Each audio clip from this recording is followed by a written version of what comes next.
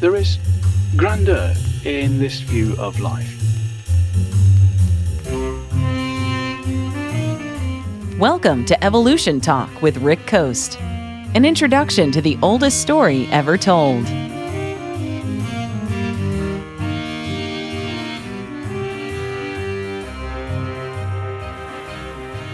Attics are the mysterious places above our living quarters.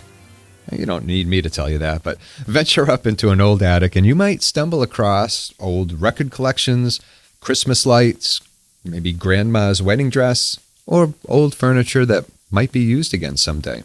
What's stashed away in the eaves of my attic space is probably a bit different from yours, but there will be some objects, long forgotten, perhaps even by generations, that you find, that you dust off, and you bring down to talk about or display as conversation pieces.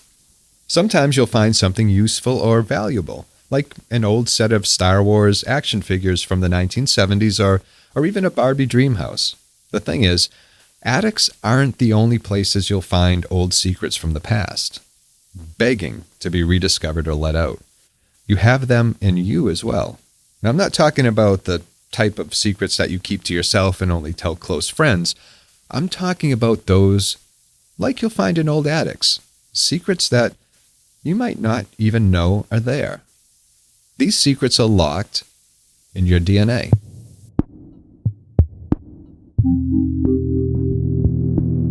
Now, if we were able to peer into your DNA, we'd find many amazing and sometimes unexpected things stashed away there.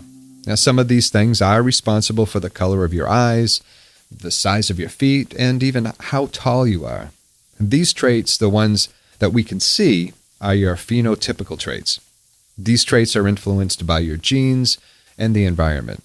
And some of these traits were expressed by your ancestors. Like an old bracelet that once belonged to your great-great-grandmother, it might find its way to your wrist someday. These old traits, the ones that are locked inside, they can be expressed again, as long as the gene responsible for that expression remains intact. A fault in the genetic control suppressing the gene can lead to it being expressed again. This is called an atavistic trait. If a trait that was once observed in an organism is filtered out by natural selection, it doesn't mean it's gone forever. It's still present in the organism's DNA. It's there, but it's inactive. As long as it remains intact, it is possible that whatever is suppressing it might suffer, say, a glitch, causing that old, long-since forgotten gene to be reactivated, along with it, the trait. The lost trait, a dormant trait that reemerges.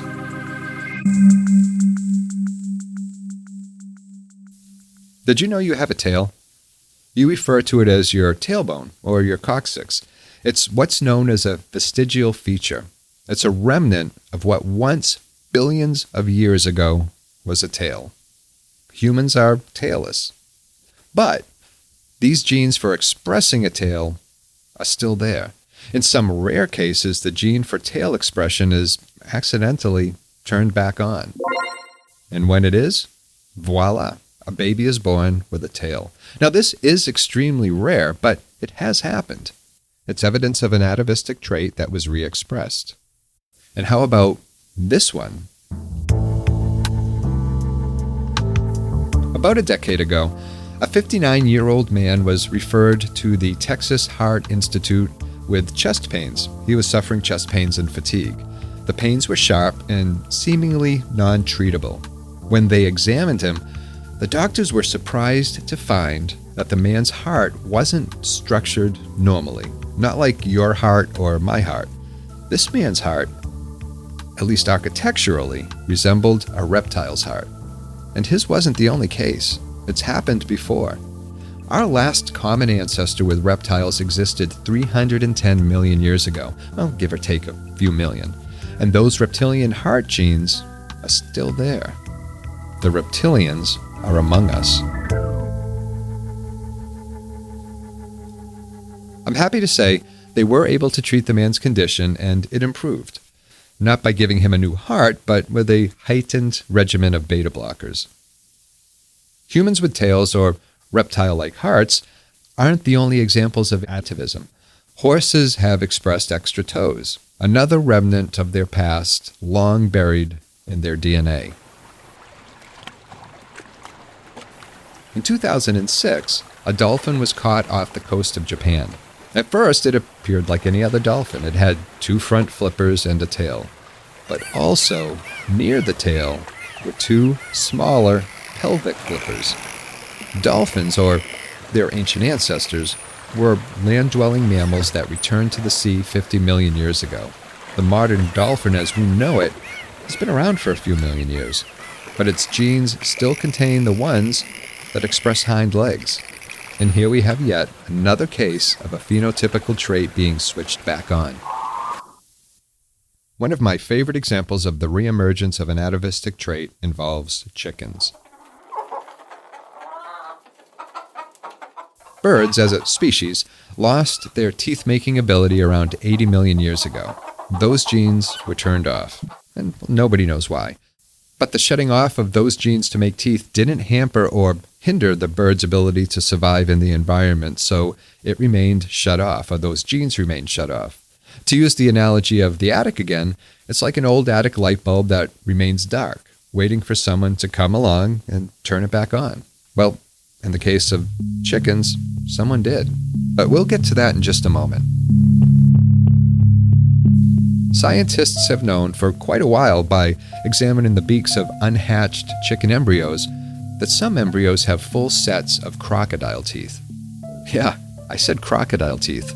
Birds, crocodiles, and alligators all belong to the same clade, the archosaurs.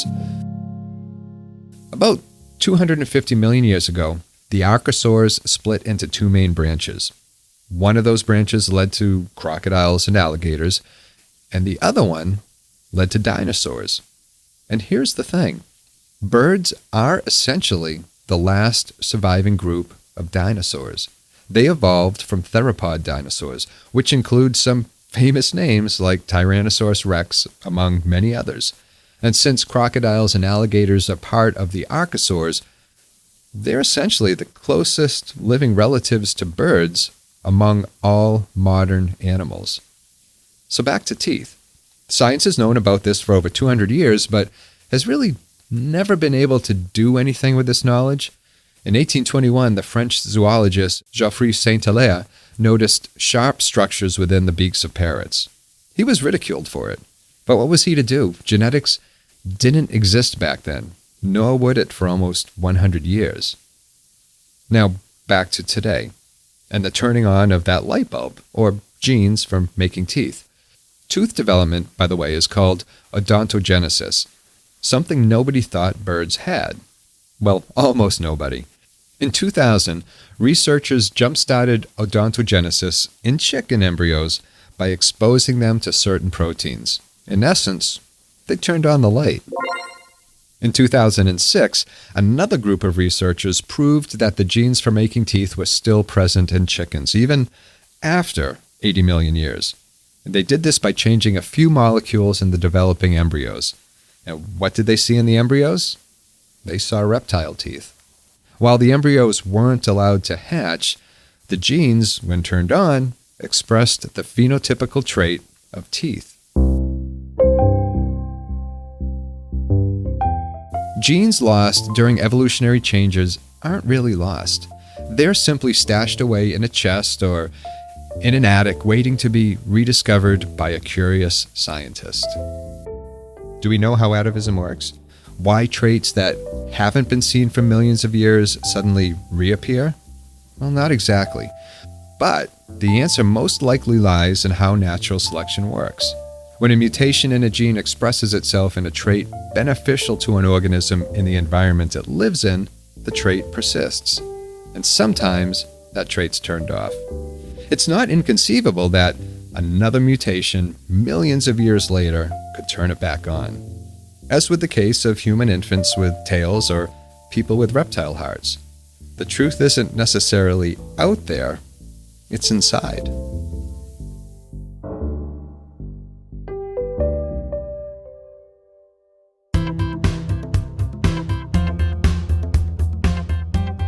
I hope you enjoyed today's episode of Evolution Talk.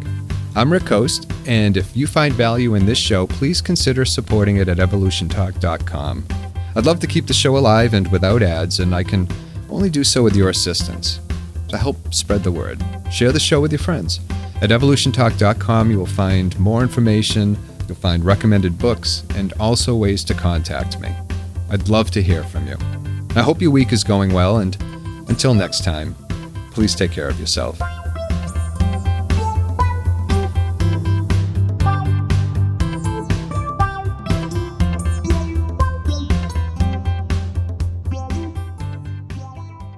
Evolution Talk is a Rick Coast production.